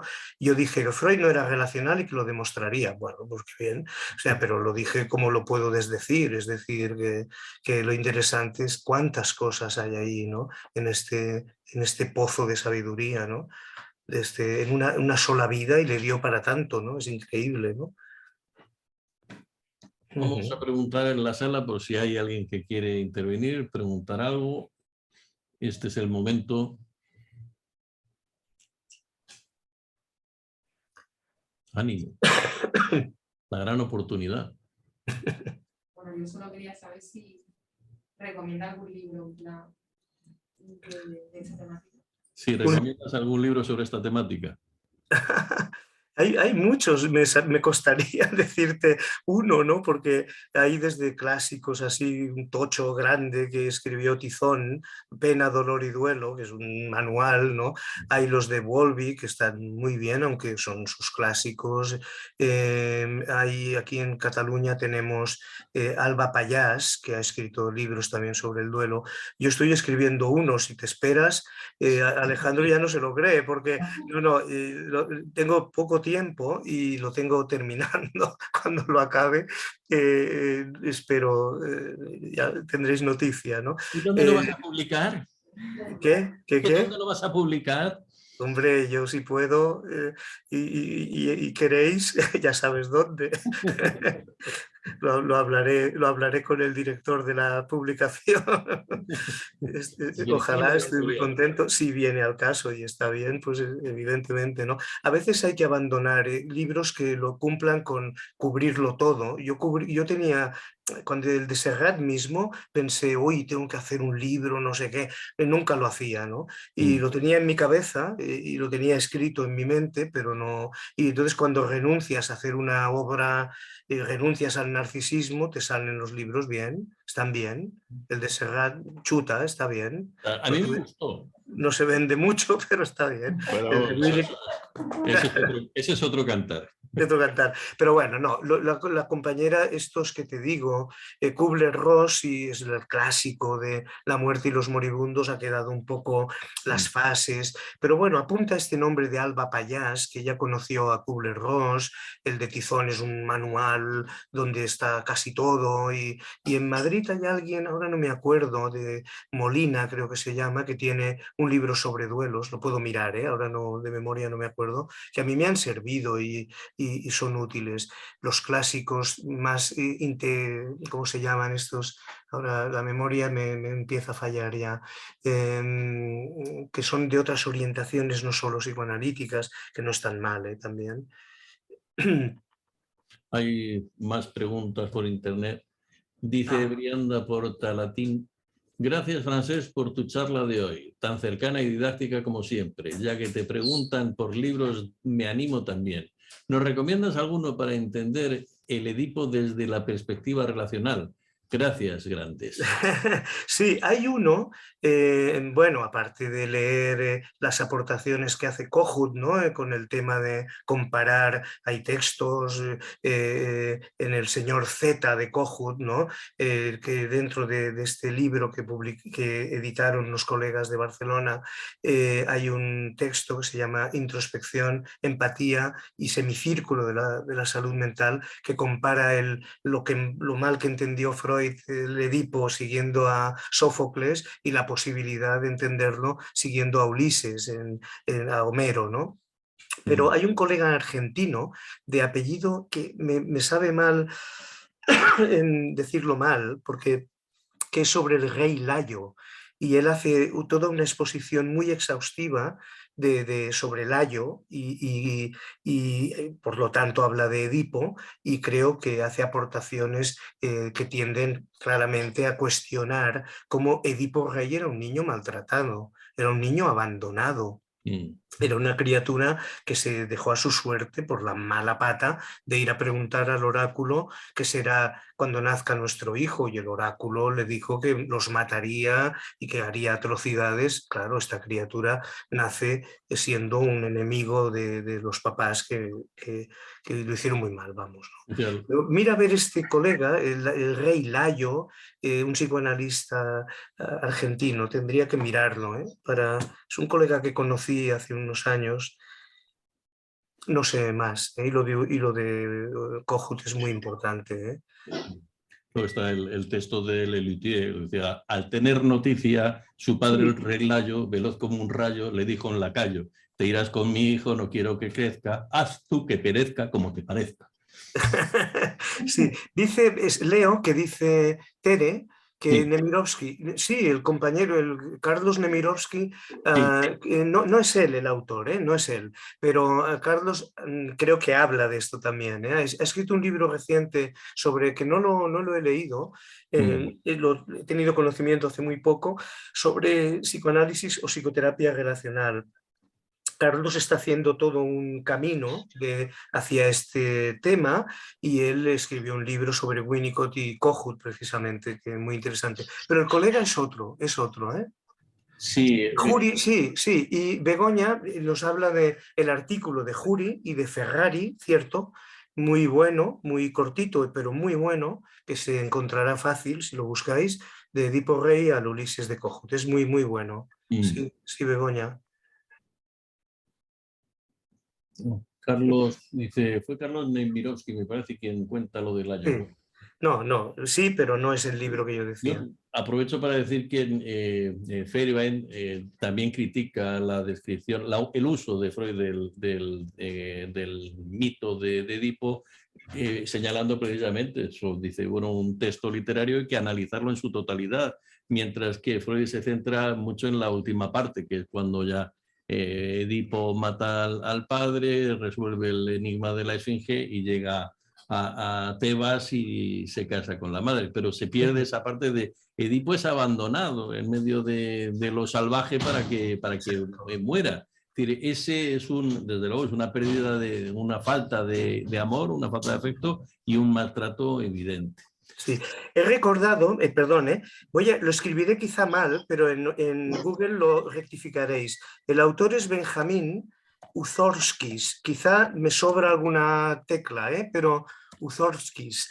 Y el libro tiene que ver con el rey Layo, como decíamos. Entonces, a ver si en Google os puede salir. Benjamín Uzorskis, no sé exactamente. Decimos después, dice Begoña Magriñá, Edipo de Freud al Ulises de Kohut, autor Yuri, Luis y Ferrari. Luis es este. Jury, sí, sí. Pregunta si es este.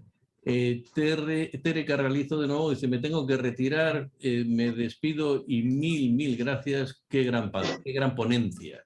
Estaba a punto de decir qué gran paciencia, pero el Muchas rey. gracias. Sí. Pregunta en la sala. Sí, hola, gracias por la ponencia. Yo de repente quisiera recoger la pregunta de dónde han salido las capacidades introyectivas en las personas. Y yo digo que a lo mejor es el ejemplo de, bueno, no sé si mis piensos estén bien, ¿verdad?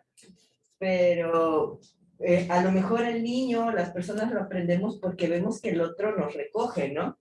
Y de repente pensaba en un ejemplo para mí muy familiar, que tengo una sobrinita, que en vez de decir películas, decía pículas. Entonces yo le decía, a mi familia decía, vamos a ver una pícula, o sea, retomábamos su lenguaje como diciendo, ahora esa forma tuya de decir películas, ahora será nuestra forma familiar de decir pículas. Digo, no un ejemplo muy sencillo, ¿no? Pero no sé si esto pudiera ser algo así. Claro. Dice, Sí, importante, sí. Lisandro dice, del Layo a Ulises, el complejo de Edipo en un calidoscopio. Benjamín Uzorskis. Muy bien, Lisandro. Este es el libro, del Layo al Ulises, sí. Uzorskis, muy bien. Estoy tratando de recordar los colegas también argentinos que le dieron mucho desarrollo al mito de Aquiles. Es decir, a Aquiles como una personalidad, un tipo de personalidad previo al complejo de Edipo, o previo al Edipo. Como, bueno, Aquiles, el glorioso en sí mismo, que no admite ningún asomo de culpabilidad. Es decir, en la sociedad actual Aquiles pues sería un psicópata agresivo, mientras que en el ejército griego contra Troya pues era un héroe. Desde luego lo conocéis seguramente, la idea fundamental que tiene Kohut, es decir, cuando el papá protege a su hijo, lo cuida y también se Hacer de muestra semicírculo, ¿no? y se muestra vulnerable, la criatura no rivaliza contigo de una manera destructiva, puede rivalizar y tanto, pero las rivalidades existen. Pero entonces, en lugar de ser un rival que te quiere matar, lo que es un colaborador. Esa es la colaboración intergeneracional que habla Kohut. Yo creo que está muy acertado Kohut en esto y nos trajo una manera de entender. Y Freud no llegó a esto, o sea, él nos trae el Edipo, nos hace sentir que pasan cosas en las vidas familiares y claro, los niños en buenas manos, hay problemas, pero no hay problemas destructivos, ¿no? Y un papá que, como Ferenczi decía, ¿no? Se confunde o es un perverso, claro, el niño está en manos de una persona indefensa. Entonces los Edipos son lo que son las relaciones humanas, no tienen tanta fuerza. Yo si viviera en esa época y tuviera la suerte de haber aprendido con ustedes y con los compañeros y maestros que hemos tenido ahora y tenemos ahora, diríamos, hombre, vamos a solidarizarnos más, ¿no? Con la fragilidad humana, ¿no? Y claro, la hipótesis del psicoanálisis clásico va por otro lado, ¿no? Otro día lo desarrollamos más, ¿no? Pero sí, sí. Dice Pedro Gómez Linares, cosa que me parece un buen consejo, dice leer también Edipo en Colono. Es decir, Edipo no muere después de saber, ya también no era por el oráculo, sino es Tiresias el que le dice que él es el culpable de todas las plagas que están asolando Tebas. Entonces cuando se arranca los ojos, como Freud dice, como simbolización de la castración. Pero luego se va a Colono porque está perseguido por las Eriñas, que son las diosas de la venganza familiar. Como ha cometido un crimen, un parricidio, pues las Eriñas le están persiguiendo. Termina de forma, en Colono Edipo termina sus días de una forma, digamos, apacible. Muy bien, muy bien, muy bien. También muy bueno Recalcati, el complejo de Telémaco. Que es el niño de Ulises, es el hijo de Ulises. Yo creo que te pasa lo mismo que a mí, que cada vez estamos más interesados por la mitología. Muy bien. Bueno, pues si no hay ninguna pregunta más en la sala ni en la sala como de virtual, vamos a aplaudir de nuevo a Francesc. Muchas gracias por tu intervención. Muy bien. Bueno, gracias. No sé si quieres decirnos algo de despedida. No, solo puedo decir que muy, muy agradecido, ¿no? Lo mejor que le puede pasar a alguien es que le salgan al encuentro tantas mentes pensantes y bueno, un abrazo para los amigos, compañeros, como he dicho al principio, y los que estáis fuera. Me gusta mucho que Ágora haga estas sesiones y los seguidores que tiene. Me enorgullece mucho y me alegro formar parte de todo esto también. O sea que gratitud. Y bueno, y gracias por decirme que soy energético. Tengo mis momentos bajos también, también los tengo, si no os lo creeríais.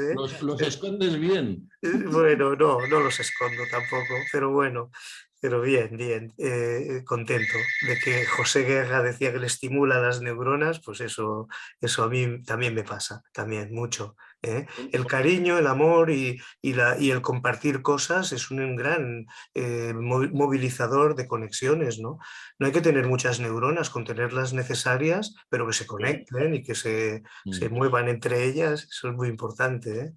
Así que bien, muy contento. Un abrazo, Paco. Venga, chico, ya cantaremos otro día. Ya Estoy muy afónico, a ver si lo consigo. Alejandro, un beso, Rosa, y a todos en general, a todos, a los de por aquí también, y los de allá, del otro lado del charco.